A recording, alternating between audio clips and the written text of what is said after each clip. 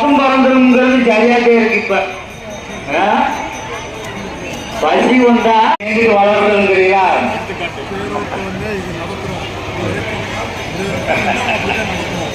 எல்லா சமுதாயத்துக்கும் பொதுவான ஒரு தேரோட்ட திருவிழா இது. இது உப்பமாலயத்தில் அனைத்து மதத்தினரும் அவங்களுடைய வீட்டு விழா மாதிரி எடுத்து நடத்துகிறாங்க.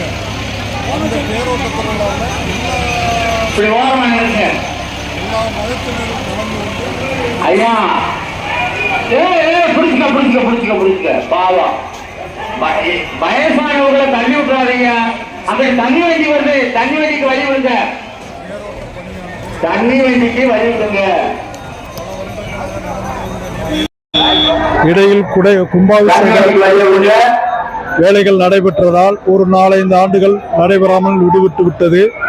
இப்பொழுது சீரும் சிறப்புமாக இன்றைய தினம் இந்த தேரோட்டம் நடைபெறுகிறது.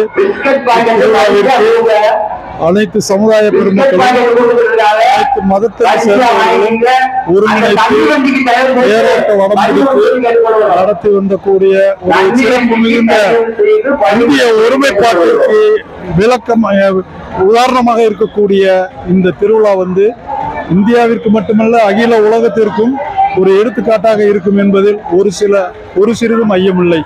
அப்படிப்பட்ட ஒரு திருவிழாவை காண வந்த அனைத்து பக்த கோடிகளையும் அனைத்து சமுதாய மக்கள் சார்பாக வருக வருக என்று வரவேற்பதில் மகிழ்ச்சி அடைகிறோம்.